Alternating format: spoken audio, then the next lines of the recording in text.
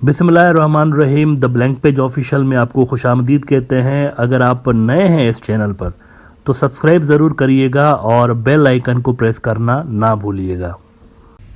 सब कॉन्टिनेंट की अगर आप हज़ारों साल की हिस्ट्री देखते हैं तो उस हज़ारों साल की हिस्ट्री में जो नॉन हिस्ट्री है, यानी कि जो वो वाली हिस्ट्री जो कि रिकॉर्डेड है, उसका बेशतर हिस्सा आपको वो नज़र आता है जहाँ पर मुस्लिम रूलर्स डोमिनेंट रहे।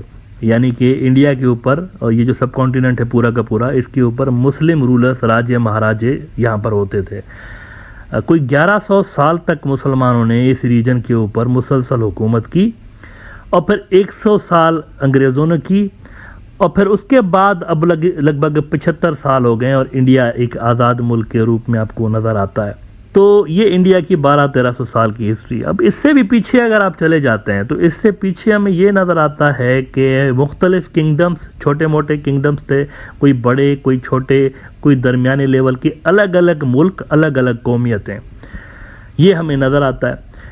हिस्ट्री में कभी भी हमें कोई एक ऐसा मुल्क नज़र नहीं आ रहा जो कि बर्मा से लेकर अफ़गानिस्तान तक फैला हुआ हो। ऐसा कोई भी किंगडम दुनिया की तारीख़ में कभी भी किसी हिस्टोरियन ने रिपोर्ट नहीं किया कि यहाँ पे कुछ इस तरह का मुल्क हुआ करता था। There was nothing like that.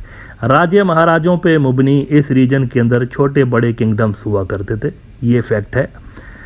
लेकिन इसके बावजूद भी पॉलिटिकल मजबूरियों के कारण आज से तकरीबन कोई 100 साल पहले एक बेशर्मी के साथ एक थ्योरी घड़ी गई, अखंड भारत की थ्योरी, कि यहाँ पे कोई मुल्क हुआ करता था अखंड भारत। अच्छा, अखंड भारत क्यों थ्योरी घड़ी गई? वो इसलिए घड़ी गई क्योंकि उस वक्त अगर आप देखें तो हकीकतन बर्मा से लेकर और पाकिस्तान जो आज का है, यहाँ तक एक ही कुव्वत की हुकूमत थी और वो थे ब्रिटिशर्स। यहाँ पे हमें नज़र आता है ज़रूर कि मुख्तलिफ राज्यों को ऑक्यूपाई करते हुए, इन्वेड करते हुए अंग्रेज़ों ने एक बड़ी सल्तनत ज़रूर बना दी थी। अच्छा, इस बड़ी सल्तनत के अंदर भी कुछ कुछ पॉकेट्स ऐसे थे जो कि आज़ाद थे, यानी सॉवरेनिटी कुछ न कुछ हद तक उन्होंने अपनी बरकरार रखी हुई थी। तो पहली मर्तबा कुछ खदो खाल अगर हमें नज़र आते हैं इतने बड़े किंगडम के, तो वो अंग्रेज़ों के दौर में नज़र आते हैं। उससे पहले मुग़लों के दौर में भी ऐसे वाक़यात हुए कि एक बड़ा मुल्क यहाँ पर हुआ करता था, लेकिन पूरा का पूरा मुल्क यहाँ पर इस तरह नहीं था। बर्मा से लेकर और काबुल तक ऐसा नहीं था, बीच में और भी राज्य इसके अंदर ज़रूर आ जाते थे उस टाइम पर भी। अब ये अखंड भारत की जो थ्योरी है ये घड़ी क्यों गई? आरएसएस ने घड़ी थी, एक तंजीम इंडिया के अंदर बनाई गई थी हिंदुत्व की आइडियोलॉजी के तहत, जो कि अपर कास्ट की हिंदू सुप्रीमेसी पे बिलीव रखते थे और हिटलर की जो नाजी आइडियोलॉजी थी उनसे ये मुतासर थे। ये इस वजह से बनाई गई थी क्योंकि इनको ये लगता था कि 1000 साल तक हमारे ऊपर, 1100 साल तक जो हुकूमत की गई है ये हमारे लिए बेशर्मी की बात है, तो इसका बदला लेंगे। एक पीछे मोटिव इनके ये था और इस हद तक ये कट्टर एंटी मुस्लिम नज़रियात थे हिंदुत्व के कि अंग्रेज़ जो कि वहाँ पर इंडिया के ऊपर काबिज थे, उनको छोड़कर मुसलमानों की तरफ एंगर और हेट को डाइवर्ट करने के लिए इन्होंने काम शुरू किया था।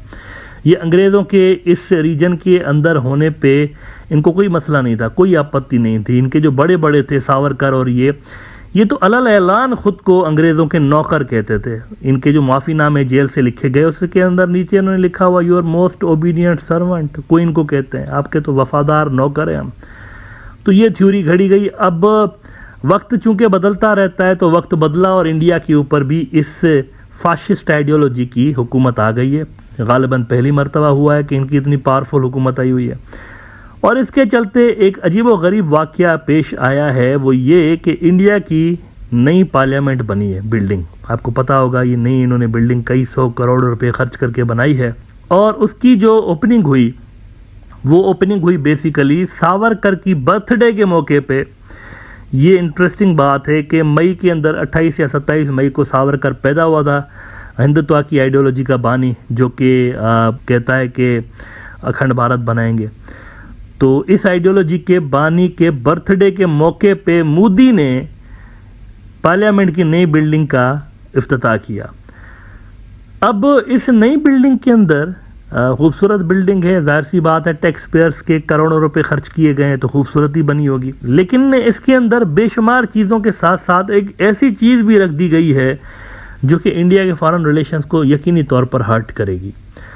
और वो चीज़ क्या है इसकी पिक्चर में ज़रा आपको अभी दिखाता हूँ। ये तस्वीर देखिए आप, ये जो आप तस्वीर देख रहे हैं इसमें आपको इंडिया नज़र आता है और बॉर्डर्स नज़र नहीं आ रहे ना, इसमें बॉर्डर्स नहीं है असल में। मुख्तलिफ किंगडम्स के नाम लिखे हुए हैं, मुख्तलिफ जगहों के नाम लिखे हुए हैं, नीचे कुछ मूर्तियाँ बनी हुई हैं जिनमें से अक्सर को कपड़े नहीं पहने हुए। तो ऊपर अगर आप इंडिया का मैप देखें तो इस मैप में बर्मा से लेकर अफ़गानिस्तान का काबुल भी लिखा हुआ है, काबुल हिंदी में मेरे ख्याल से काबुल लिखा हुआ है। तो यहाँ तक एक मैप बना हुआ है इंडिया का, अखंड भारत का मैप इंडिया की पार्लियामेंट के अंदर लगा दिया गया है और इसका इफ्तिताह किया गया सावरकर के बर्थडे पे। तो ये डॉट्स कनेक्ट करें आप कि जो फाशिस्ट आइडियोलॉजी इंडिया के ऊपर बैठ गई है, इनके फ्यूचर के क्या नज़रियात हैं, क्या प्लान्स हैं, ये सारा का सारा आपको इस पार्लियामेंट के अंदर लगी हुई ये जो भी मजाक इन्होंने किया हुआ है इससे नज़र आ रहा है। अब ये मैं ऐसा ही नहीं कह रहा हूँ, ये मैं हवा में कुछ इसको अखंड भारत से नहीं जोड़ रहा। इंडिया का यूनियन मिनिस्टर है पार्लियामेंट्री अफेयर्स के लिए और कोल्ड एंड माइंस की जो मिनिस्ट्री है वो भी इनके पास है, प्रहलाद जोशी। प्रहलाद जोशी जो है, जोशी की आपको मैं ज़रा ट्वीट दिखाता हूँ। जोशी ट्वीट में ये तस्वीर शेयर करते, मंत्री है ये, हाँ ये कोई गली मोहल्ले का बंदा नहीं है। शक्ल से आपको गली मोहल्ले का ऐसे ही आम सा बंदा दिखता होगा, लेकिन ये असल में मंत्री है। तो ये लिखता है नीचे के द रिजॉल्व इज क्लियर, अखंड भारत, अखंड भारत बनाएंगे हम लोग। तो ये नीचे तस्वीर उसने शेयर कर दिया। रूलिंग पार्टी का मंत्री ट्विटर पे बैठ के दुनिया को बता रहा है कि हमारे जो नज़रियात है, देखें ये नज़रिया, ये आइडियोलॉजी जो है ना हमारी डिस्ट्रक्टिव आइडियोलॉजी, इस पे काम करेंगे, किसी को अच्छा लगे या बुरा लगे। तो रिजॉल्व का इजहार किया गया है और उसके साथ ही इंटेंशन का भी इजहार किया गया है पार्लियामेंट की नई बिल्डिंग के अंदर इस तरह के सिंबल लगा के। टाइम्स नाउ ने रिपोर्ट किया एक दो रोज पहले कि viral parliament mural dust of Akhand Bharat dream, a mural installed at the new parliament building has dusted off the idea of Akhand Bharat, also known as undivided India. The artwork is a map depicting the ancient influence of Indian thought, which transcended borders extending into present-day Afghanistan and Myanmar. Several Twitter accounts associated with the BJP welcomed the mural. BJP वाले खुश हो रहे हैं, यानी कि ये लगा के कह रहे हैं कि ये देखिए हमारी असल इंटेंशन ये है। अच्छा, अभी से ही इस पे रिएक्शन आना शुरू हो चुका है। नेपाल वालों ने कहा है कि ये क्या मजाक है, मतलब ये क्या लगाया है आपने। नेपाल ने, उनके जो पॉलिटिशियंस हैं, ऑफिशियली इस चीज़ को उठाया है। मेरे ख्याल से Nepal is among the first countries जिन्होंने इस पर आपत्ति जताई है, एतराज़ किया है।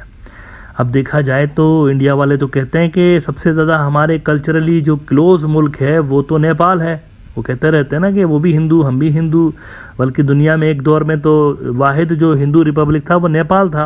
लेकिन नेपाल वालों ने भी यहाँ पे आपत्ति। अब बांग्लादेश और पाकिस्तान तो छोड़ देना, और अफगानिस्तान वो तो अलग ही दुनिया है ना इंडिया से, वो तो मतलब मुस्लिम मेजॉरिटी ममालिक हैं और वहाँ पर तो इंडिया के लिए कोई अच्छे जज्बात नहीं है बीजेपी के लिए, मतलब इंडिया के कॉमन पब्लिक जो है उनके लिए नहीं मैं बात कर रहा हूँ। लेकिन ये जो हिंदुत्व की सरकार है जो कि अखंड भारत के नजरियात के हामी लोग हैं, उनके बारे में तो इन मुल्कों के अंदर शदीद नफरत पाई जाती है हिंदुत्व की आइडियोलॉजी के लिए, तो उनको तो छोड़ दें। लेकिन नेपाल से ही अगर आप देखें तो वहाँ से रेजिस्टेंस आ रही है। हिंदुस्तान टाइम्स ने रिपोर्ट किया है आज कि म्यूरल इन पार्लियामेंट विद अखंड Bharat overtones upsets Nepal's politicians. Nepal's political leaders urge Prime Minister Pushpa Kamal Dahal to seek the removal of the mural during his visit to India. उन्होंने अपने prime minister से कहा है कि जब आप India जाएंगे ना तो इसको धफड़दूस करवाइएगा।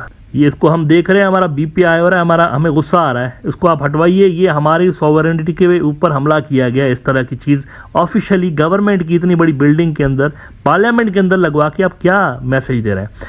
तो इंडिया का जो फॉरेन रिलेशंस हैं उनके अंदर ये चीज़ जो है, क्योंकि भूटान वाले भी इस पर एतराज़ जताएंगे ऑफिशियली। जो आएगा ना पार्लियामेंट घूमने, यकीनी तौर पर कहेगा कि हमारा मैप आपने क्यों अपने अंदर इंक्लूड किया हुआ है, यकीनी तौर पर कहेगा। बांग्लादेश वाले भी आएंगे तो भी कहेंगे। पाकिस्तान के चांस कम है मोदी के दौर में इधर आने के, लेकिन अगर वो भी आ गए तो वो भी कहेंगे ये क्या है भाई। म्यांमार वाले भी कहेंगे, मिलिट्री जनता वाले, कि ये क्या आपने। और काबुल वाले अगर आ गए यहाँ पर तो काबुल वाले तो मेरे ख्याल से उधर ही ना इसको धपड़दूस कर दें। इट इज़ क्वाइट पॉसिबल कि काबुल वालों को अगर इन्होंने, पठानों को अगर इन्होंने दे दी ना इन्विटेशन, के आइए ना ज़रा पार्लियामेंट घूमिए ना, मेरे ख्याल से वो अपने साथ हथौड़े भी लेकर आएंगे और वो तो इसको ऑन द स्पॉट कहते हैं ना, इसको इसकी चटनी बना देंगे, इस जो भी इन्होंने मजाक किया हुआ यहाँ पर लगाया हुआ। तो this was necessary I think. ये वोट बैंक लेने के लिए तो अच्छी चीज है भाई, मतलब खुश कर रहे हैं अपने हिंदुत्व के फैन बेस को, लेकिन ये इंडिया के फॉरेन रिलेशंस के ऊपर नेगेटिवली इसका असर पड़ेगा, और ये कोई ज़रूरी नहीं था इस तरह से मुल्कों की सॉवरेनिटी के ऊपर हमला करना इस तरह